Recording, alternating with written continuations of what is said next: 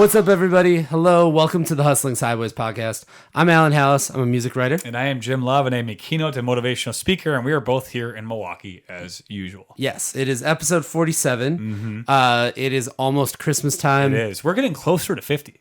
Yes. Like episode 50. Yes. No, age-wise. I actually just had a birthday last week, so... You made this. It was supposed to be about the episode number, not the age number. I know, We've but dropped now, that a long time ago. I'm not that old, but... Once you turn 32, you're just thinking 50. The half-century mark, both for Alan's age and number of episodes, is approaching and rapidly and, currently being recorded. Yeah. Not as we speak, because that would be weird if, not at the moment. But... Nevertheless. Really excited about that.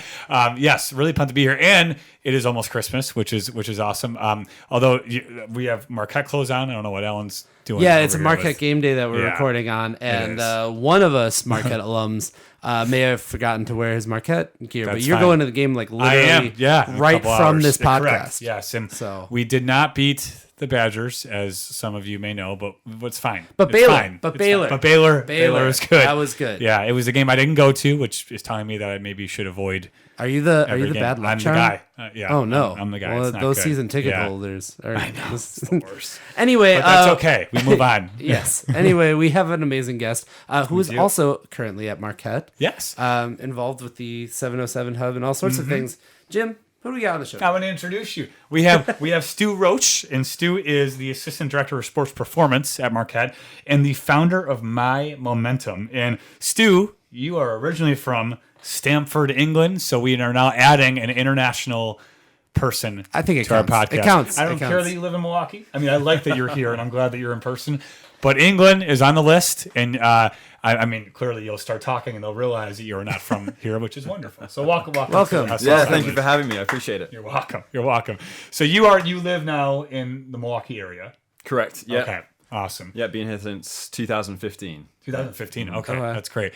Was that like a really weird culture shock to move from England to here? Or how did that? Yeah, I would say Milwaukee is not the most desirable the first choice. No, I know. Yeah, if you had told me whatever back in 2010 that I'd end up in Milwaukee, I'd tell you you're crazy. But no, I moved to the US in 2012 full time, and that was to Michigan. So the kind of transition from Michigan to here wasn't too crazy, you know. Yeah. But originally coming to the US, it was a big culture shock in a way. Lots of differences, some similarities, but I mean, I love it here. Awesome. I really enjoy the Midwest and the people here. So, what's the biggest difference? I'm curious of just people or culture or something that was this is bizarre. The amount of cheese. It's the amount of cheese. The amount of cheese. Yeah. Not the amount of beer though. That is appreciated. But biggest difference I would say is just the need to rely on a car.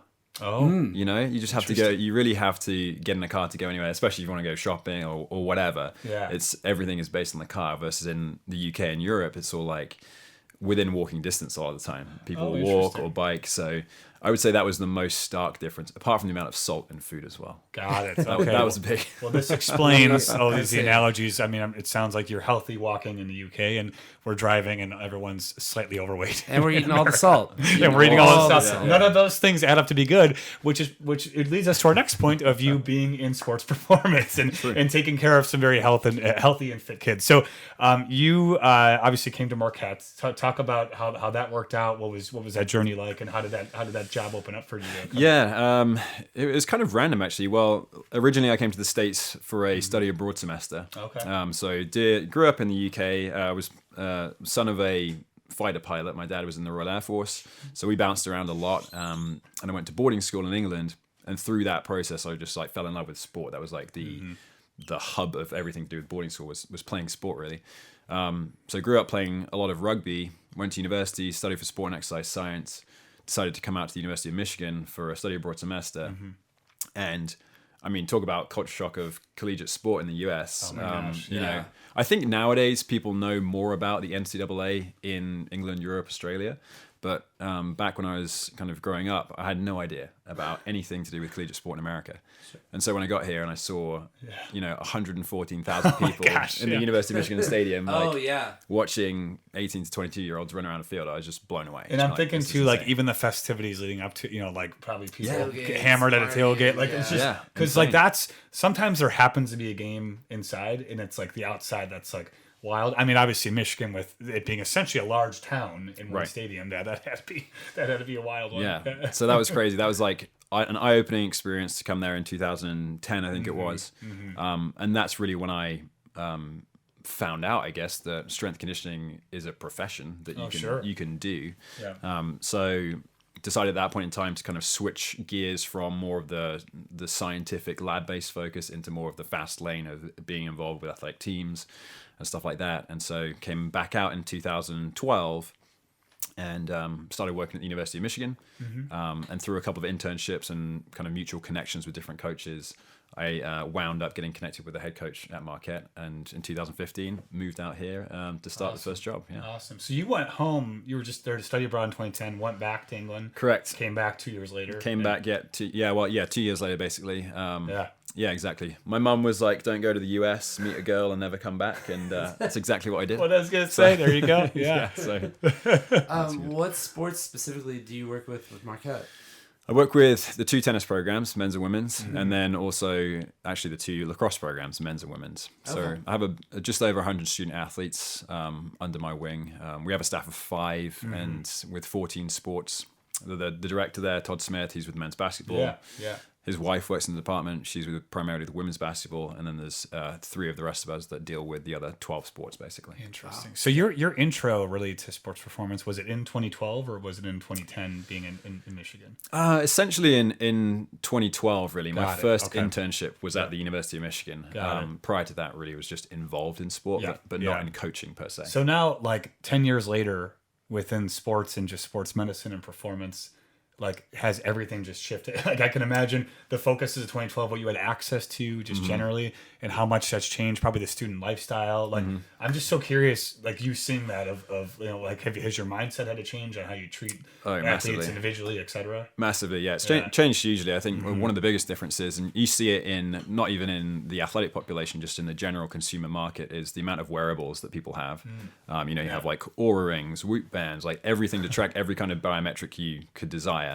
And that's just, up to level 11 when it comes to high performance sport. There's so much data integration in weight room facilities, on the field, in practices, in games, whatever, that now there's a lot less guesswork. It's not just like gut feeling guesswork. It's more about, well, how do the numbers potentially inform what we're going to do to make the best plan of action, best progress and stuff like that. And that's awesome. And the cool thing about that is the student athletes now, especially like incoming freshmen, they're very in tune with that kind of stuff. Right. And they want to know. They want to know the numbers and the feedback and the data. So I would say that's been the biggest difference that I've seen in the last like 10 years or so. Interesting. Yeah. I'm curious, is any of it like, I mean, there's just so much analytics, and like I'm seeing, the amount of stuff people are wearing. Like, is any of it a little bit of BS, or is it all straight up like really important to that athlete? Like, I've just always been curious if they're wearing stuff more for accessories, or if that actually does play a role in what they like and what they want in the end goal. Yeah, I think it's a bit of both. Sure. I think you'll definitely see well-resourced programs buy wearables and tech before they even know what they want to do with it. It's like buy the solution before they even have a question. And part of that is kind of keeping up with the Joneses and having shiny objects for 5-star recruits to look at. But I think it's getting better. I think the pendulum did swing quite far to that side, and now it's swinging back towards the middle where people understand like this is actually valuable. This is telling us important information versus this stuff that we thought was valuable in the past. Totally. We don't really use it anymore. Yeah. And are you finding it like students probably have a lot more resources now than they did 10 years ago? Like, I mean, just generally smartphones being a thing. Yeah. Does that aid you or hurt you when they have access to like are they still Like listening their intently Apple to what Watch your that advice can is? tell you, And they're like, well, I saw a doctor on this say, like, did you find that like ever you have an argument of something that like maybe that doctor's totally wrong and you're trying to tell them the right thing? They're like, this is the guy. Right. That's such a pertinent point. I'm having more and more conversations with student athletes about, I don't know if like educating is like the right term, but meeting them where they're at as to what their thought process is. And more often than not, they're obviously influenced by many different people, not just their coaches and myself, but people online, friends who are also in collegiate programs elsewhere doing different things. So yeah, they have a lot more information than they used to, which is a good thing. But yeah, we do find that we need to like, meet them where they're at and say, well, what you've heard in the context that you've heard it, it's probably not actually what you think it is, stuff like that. So yeah, some interesting conversation, difficult one sometimes. Sure. And some people you can't win over, some people you can more easily, but yeah, it's interesting. And I can imagine too, just like, and I know, there's some like maniac parents out there that probably have just been like feeding their kid like this info, my way or the highway, and they get to a program with a professional like yourself, and all of a sudden maybe told something different. And I can imagine that's some interesting conversations and be like, this is how we do things here. You committed to this, etc. But I would assume, I'm assuming Marquette student athletes are receptive at least to other viewpoints. But yeah, I'm just picturing what that would look like based on some experiences with students where I've seen parents like that. Yeah, absolutely. Yeah, 100%. So yeah, I mean, developing not only, college athletes, but then also kind of developing your own brand and your own business and things like that. At what point was that kind of coming to your head to be like, a next step or a logical next step for you? Right. Yeah. So in my role as the assistant director, one of the big pieces that I wanted to take over when I came to Marquette was the internship program, so the coach development program. So every semester, even though we have a staff of 5, every semester we have anywhere between 4 to 6 young coaches who might be undergrads, they might have just graduated from a different program, and they're kind of looking to make their next step into the profession and get a full-time role somewhere. And so probably in the 7 years that I've been the internship coordinator, I've seen about 70 to 80 intern coaches come through. And realistically, there's probably only 9, 10, 11 that are actually in the field as full-time employed coaches now. So the attrition rate is large. And that's like a multifactorial thing, right? They might come into the weight room and think, this is what I want to do. This seems really exciting for me. But after they actually get to grips with what it actually entails, then they might be like, this actually isn't for me. And that's fine. They've made that reckoning.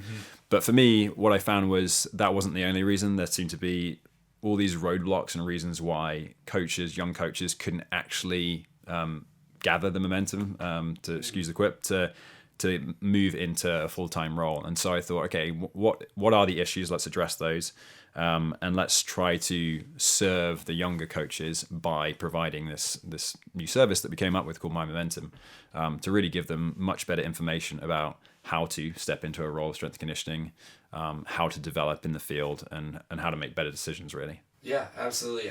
So my wife is actually in school right now for athletic training.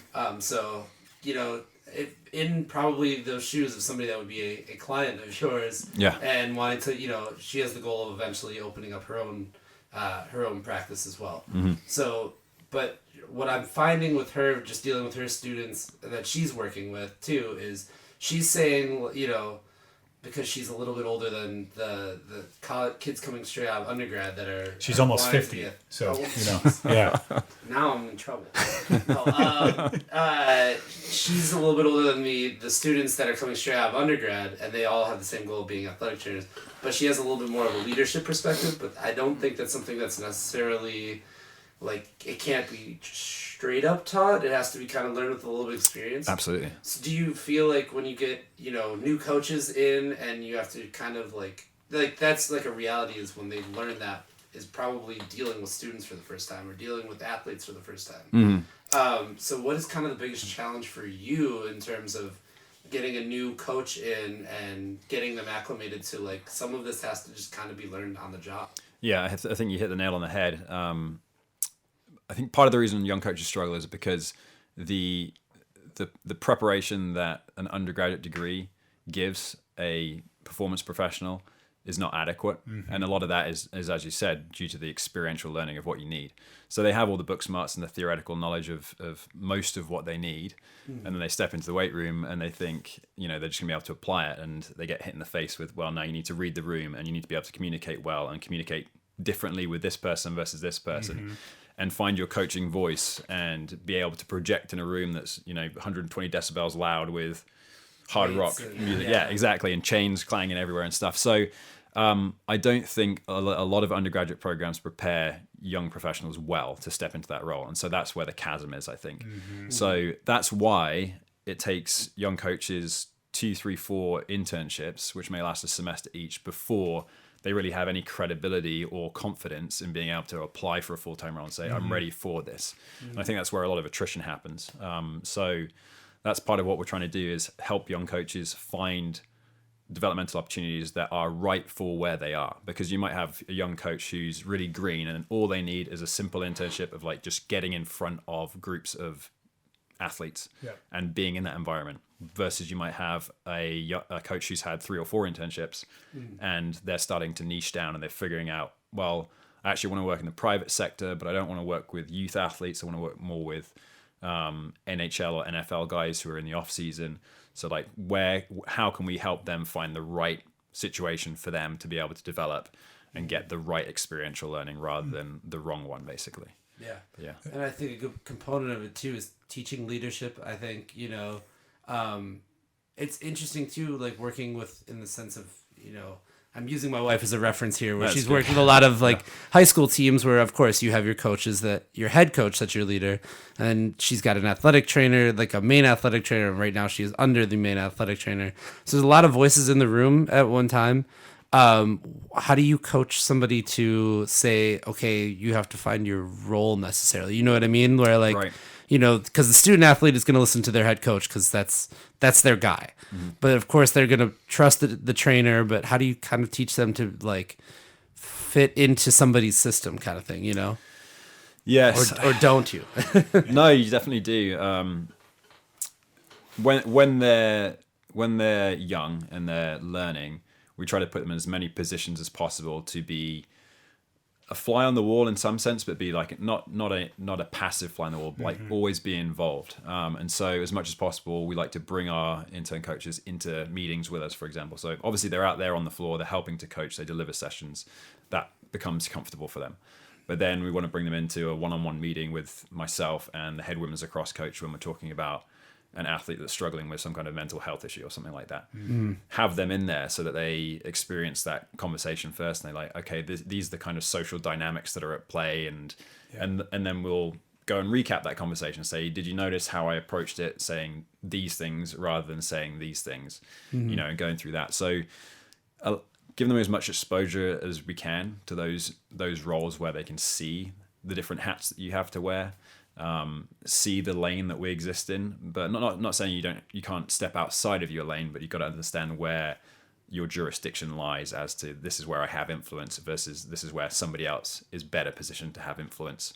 For sure. Stuff like that. I'm really glad you brought up that example, because I a lot of times I think probably for a lot of our listeners too, thinking about your role is really based like in the gym and based on doing almost transactional of like, get this workout done. Like that's kind of the stereotype. And the fact that, the example you just gave off the top of your head is helping out a student with a mental health issue. Like, how it's there has to be so much more now with the college experience, that you probably, knowing how close you are with these students and your staff as well, probably play counselor often, or play, a teacher often, whatever it is. Like, you find yourself just like, now there's a new situation, I have to like get prepared for this, and has that shifted a lot, like in the last couple of years, I would imagine, to be more holistic versus just one part of their life of being in the gym? Yeah, I think so. Frankly, I think I would get bored if it was just like write something on a whiteboard and be like, everyone do this, and you're the weights guy. Right. But I think to your point earlier of how has things changed, I think the generation of athletes that we have in the collegiate setting, younger athletes coming in now, they're so in tune with their emotions and how they're feeling about things.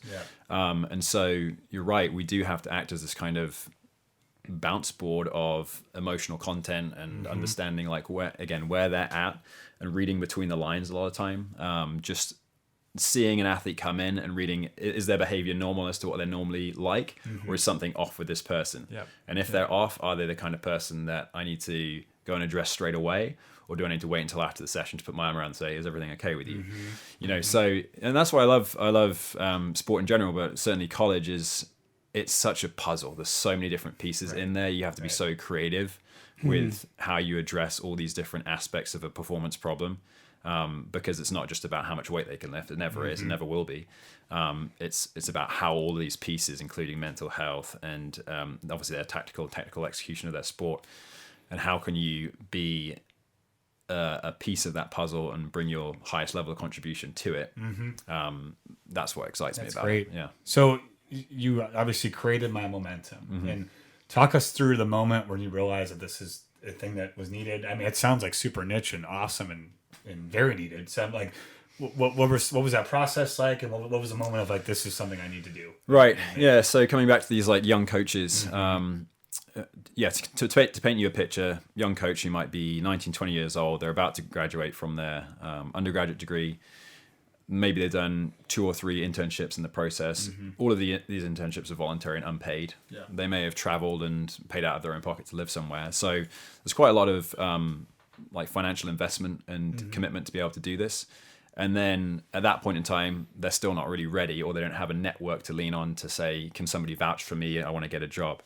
And so it was really at this point in time where I realized, having had all these young coaches that hadn't really moved into the profession, I wanted to find a way that I could, and the coaches I associate myself could, like mentor young people more broadly, and again allow them to provide them with richer information than the current governing bodies in the States. So there's the NSCA, the National Strength Conditioning Association, the CSCCA, which is more college specific, the Collegiate Strength Coaches Association, and I just don't feel like they provided enough for the young coaches.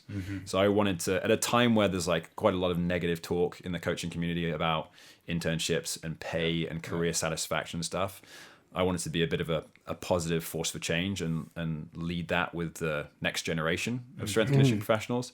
So give them more access to better information, help them make better decisions.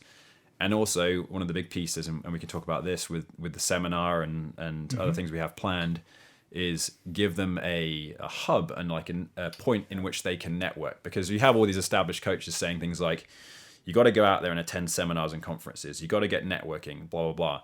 But if you have a young coach from Vermont and they want to travel to the NSCA National Conference in Vegas, that's going to cost them, for like a 2-3 day conference, it's going to cost them like $1,500, to fly there, stay in Vegas, pay Vegas hotel prices, food prices, all that stuff. Probably put a couple futures on, Marquette, a little gamble. I mean, I get it. Yeah, exactly. I mean, that is part of it. Yes. Yeah, Vegas experience, which is just nuts. So I think that like that advice, while it is solid advice, it's not well founded. So we thought, okay, let's be as accessible as we can. And this all happened similar to you guys with this podcasting. This all happened at the front end of the pandemic. Was everything was going online. There were webinars every other week. And so I thought, okay, let's leverage what everyone's doing now online. And that's going to be the highest point of accessibility. Nobody has to leave their home. They don't have to pay out of their pocket to attend some of our webinars and seminars and stuff like that. And so now we've made this MyMomentum, this like online, entirely virtual community, and we're kind of using the metaverse elements too, to bring this experience to life and make it much more organic than just like a Zoom session where it's like transactional. People show up, they sit there, eyes on the screen, and then they disappear afterwards. We wanted to make sure it was really quite interactive. Yeah, which is hard to do. I mean, it is. Like that's a really. I mean, I'm thinking about the conferences I've joined, multitasking. Doing different. I mean, you're wearing shorts. It's just like you're in a different mindset. So that had to be difficult to create. Like, did you? Was the network of folks that you started doing this with, people that you knew already really well in the profession, or how did you find folks that were like, this sounds great, let's get involved in here? Right. Yeah. So originally it was myself and just a fellow student actually at Marquette, and we bounced this around idea for a best part of 6 to 8 months before we actually made progress with it. And then after we thought, okay, let's try this. If it falls on its face, no worries. There's not that much expense in there. It's not like it's a brick and mortar or anything like that. And after we decided to move along with it, then the seminar was the first thing. So it was a 2-day event, 4 hours per day. We had 6 speakers, 3 on one day, 3 on the other, of like really high level coaches in the field of strength conditioning that are big names, and invited young coaches from all around the world really to join this seminar, which was done in the metaverse in this online app called Gather. And so with those coaches, the coaches that presented were coaches that I knew, it was really cool because as soon as I mentioned the idea to them, saying want to help the front end of the profession, give back, this is a philanthropic event where 100% of the revenue generated from ticket sales moves into our grant fund, which the seminar attendees can then apply for their certifications and to attend other conferences. Oh, that's really cool. They probably were all Yeah, over yeah, that. exactly. They were just great. like, I'm in. Yeah, So that's awesome. it was just very gratifying immediately. We asked 6 coaches to speak, and every single one of them said yes straight away. That's got to be. I mean, to have people buy into your vision really quickly is a good feeling. Exactly. And one thing you just mentioned that we've heard many times here is like you didn't really care what happened. Like it's like let's go for this. There's not much cost to it. Like I think that's how the best stuff starts. Yeah, it really is. I mean, that's the amount of things I've done of just like I don't like if the worst thing that happens is you don't have a seminar. Like that, okay, like you're gonna be okay. And, I mean, it's really how this podcast started too. Yeah, if you're thinking about it, 100%. We've got a beer, and we're like, maybe we should start talking to see if our friend. Next thing you know, we're talking to a guy from Stamford, England. I don't know how that worked, but it's just like that's. I think that's almost a key to almost losing your inhibitions of like, what if something goes wrong? Who cares if something goes wrong? Right. Like unless you're in your own head of like this will be embarrassing to morbidly or something. Like it's like you're gonna be okay, and you'll learn a lesson from it regardless. Obviously yours went well, but and I love. I mean, people buying into a vision is so important too, and that's like getting those coaches. That had to feel good when you're like, we had 6 coaches, they all said yes. Like let's go. Yeah, I'm exactly. curious about because the tech side of it is part of my thing, I guess. Yeah. The metaverse aspect of it. Getting coaches to sign on and I'm assuming speak in through Gather. Technical difficulties. Well, no, not the technical difficulties part of it, but I'm sure that is part of it. Yes, but were people iffy about like the metaverse because I mean it's very new still to the sense that at least to this part of the country, there's not a lot happening in development here on it as far as I know. So was it a challenge to get people to kind of sign on and say when they hear metaverse, do they kind of freak out a little bit or kind of question you? Interestingly, no. Okay. And I think the reason is twofold. One is the attendees are all typically younger attendees, and so just the ability to jump in with technology is easy for them. The second part would be the more established coaches who are older. The unique thing about Gather is it's formatted like a 6-bit video game. Okay. So it looks like Super Mario or Pokemon from 15, 20 years ago. Yeah. And so most of the coaches that are speaking are also familiar with that. And so I think that reduced the barrier to entry for them. And it's obviously it's easier when you have a visual aid to see it, but it's just on your browser. You log in. You don't have to sign up or create an account. Sure. You just like log into or you drop into the metaverse environment that we built, and then you just use your arrow keys, and everything else takes care of itself. Perfect. So as soon as we have 50 little 6-bit characters moving independently around the screen, and I'm in Milwaukee, and that coach that I talked about who's in Vermont, he's out there, and as we walk closer together on our screen, his video pops up just like Zoom, which is something they've all experienced before through the pandemic. Yeah. Pops up like Zoom, audio comes in, and then we start having this organic conversation. As he moves his character away, his video disappears into the background, audio disappears, and it's just a more organic feel. Yeah, that makes sense. That's almost easier than real networking. It really is. There is no hi. Yeah. So the weather is nice. I don't know, Jim. You know what I mean? Like there's none of that. Nothing to see here. Yeah.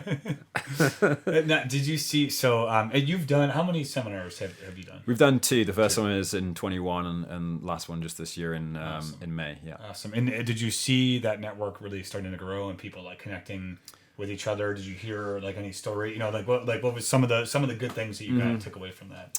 Yes. Yeah. So it was really cool to in Gather. So we'd have the 3 speakers to begin with, and then we'd have this more dedicated social hour at the end in Gather where everyone's just milling around and getting to know each other. And it was interesting, I'd be bombing around and I'd come up to a group of 6 or 8 people and I'd say, how do you guys know each other? And they're just like, oh, we don't. We're just talking. And that's so awesome. It was cool to see that happen like in the moment. Yeah. And since then there's been multiple instances where we have this other part of MyMomentum which is called Connect, which is the primary page for listing and finding developmental opportunities that we talked about, like those internships. And there's been multiple instances where various coaches from the MyMomentum seminar have ended up going to the same internship at the same site at the same time. Oh, wow. Because they've connected and talked about, I'm thinking about going to North Dakota State. Oh, me too. I'm going to go there as well. I'm going in spring. Awesome. And they've kind of met amazing. up. Right. Yeah. So that's been really, really unique as well. we're just getting much more return visits. So we had 65 signups in the first year, and then we had about 80 signups in the second year, and many of them were repeat signups to come back. So it seemed like it was well received, and I'm sure the philanthropic element of I could get a certification paid for if I attend as well is also a nice carrot. You have this grant, so the and I know I've read on your website you've handed out $3,000 already of grant money, and I mean that has to be so cool for those coaches to feel like they're giving back philanthropically, and then these students receiving these, and this is something I can actually use, and I just see that growing, like becoming a big thing. Yeah, we'd hope so. What we're trying to do really though is make sure that we maintain the intimacy of the event itself, because I think if we make things too large, obviously we bring in more money to contribute to the grant fund, which is great, but then at the end of the day you end up having 300, 400 people in that environment, and they can't really walk up to that high level coach and have that small group conversation with them. Now it's like bees to the honey. There's going to be like 40 people surrounding them. So I think we've got to find a nice middle ground of making sure that it's still somewhat intimate, not necessarily exclusive, but somewhat intimate.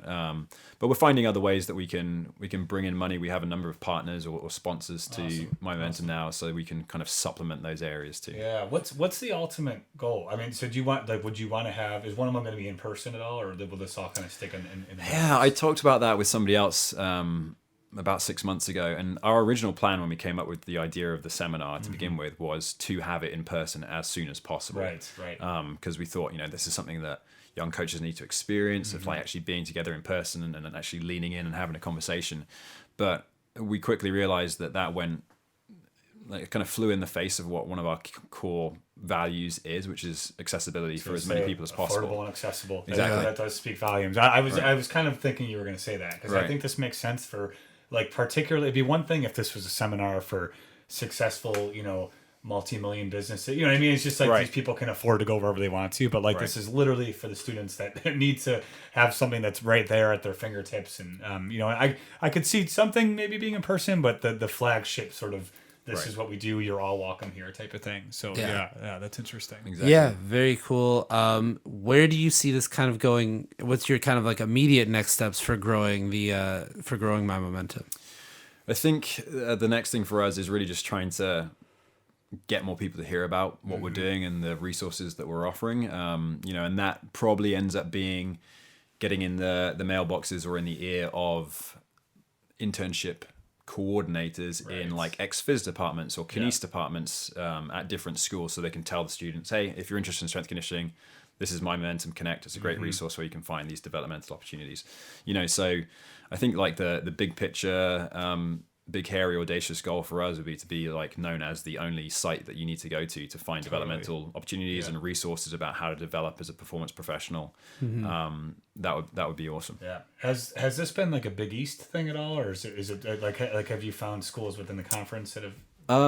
We do have a number of Big East schools that are on Connect that have a listing with us, but it's not really exclusive. There's from all over. There's Big 10, there's Pac-12 schools. Big I don't know if they like were ones that hopped onto it first or something. As like this could be a thing. Yeah. That's cool though. I mean, it makes a ton of sense, and I'm not even in this world of like. It's like I can imagine starting off how difficult that is, and to your point, how much things have grown and evolved, what the student athlete actually needs versus just lifting a weight. I mean, that's like 1% of what they like. Very individualistic and very intimate, and there has to be a relationship that forms from that. Now, I'm curious, are you?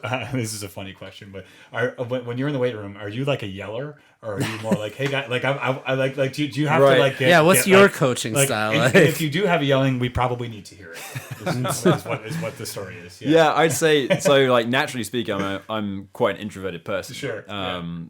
Don't mind spending time with myself and just kind of hanging out. But I definitely have to switch gears and turn into that extroverted coach. So yeah, I would say I'm more on the quiet side. I pick my moments, and when the moments are there, that it's much more punctuated than always being. And they know that you're serious, right? Like exactly. It's like if Stu's yelling, like shit went down. Exactly.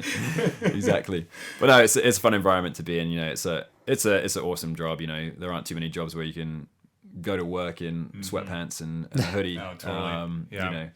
and it's always, every day is so different, and every year is so different, and that's the cool thing about college as well is, you have 10, 15 guys or girls graduating from the men's and women's cross team, and you have 10, 15 coming in on the next end, and they're completely different personalities, and you see them and you think, hey, where, who do you resemble in terms of somebody that's maybe left in the last couple of years? How are you going to progress over these 4 or 5 years that you're here? So yeah, it's an awesome environment to be in. Where is this like? Have you had athletes from like really far away, or is it mostly? Tons. Yeah. Especially tennis programs tend to have a lot of internationals. Awesome. So we have Austrian, Serbian, British, a girl and a guy from New Zealand. So they're all over the place. Yeah. Next level recruiting. Yeah. Jeez. Are those all suburbs of Chicago? Or? Yeah. Yes. Those are all. Just outside. If you ask them, they're all from the suburb of Chicago. That's a very inside Marquette joke, but it's fine. But it's an objectively funny joke. But it's fair enough. Yeah, for great. sure. That's great. This has been a blast learning about MyMomentum. If people want to, learn about this, learn a little bit more about the program, the seminar, everything that you've got going on, how's the best place to kind of where's the best place to kind of get connected with you guys? Right. The best place, honestly, is on Instagram. Our handle is just MyMomentum_P for pro, which is the website. So the website is www.mymomentumpro.com. Okay. So those are 2 best places. But yeah, we're pretty active on Instagram primarily. And then a lot of what's on Instagram directs through the link tree to the website. For sure. Yeah. Now, is it students only, or can it be, somebody that is maybe graduated already, but is an existing, coach or professional, outside of that? No, it's really everyone, to be honest. Okay. I know I've said the word younger quite a lot, but really it's aspiring professionals. It could be somebody who's been a certified financial planner for 10 years and they realize this isn't for me. I actually want to be in sports performance. And now they're 38 years old and they're just getting their start. So we welcome those people as well. Absolutely. Does that happen? Like, have you seen that? Not as frequently. Yeah. But you do get those cases every now and again. That's cool. Yeah. Mm-hmm. Awesome. Very well, cool. I'm thinking.